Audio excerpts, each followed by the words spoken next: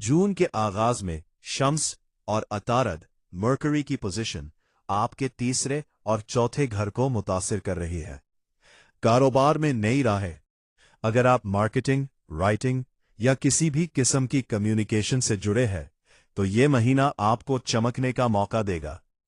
मालियाती उमूर। माली लिहाज से जून का दूसरा हिस्सा ज्यादा सूदमंद साबित हो सकता है। रुके हुए कामों में तेजी आएगी। अगर आप कोई नया मुआहिदा या पार्टनरशिप करना चाहते हैं तो सितारों की पोजीशन मुआफिक है, लेकिन याद रहे यूनानी नजूम हमें जल्दबाजी से रोकता है। किसी भी कागज पर दस्तखत करने से पहले नफो नुकसान का अच्छी तरह जायजा ले।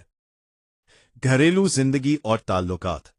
अब आते हैं आपके घरेलू माहौल और रिश्तों की तरफ। ज़हरा वीनस की मौजूदगी आपके खानदानी ताल्लुकात में मिठास पैदा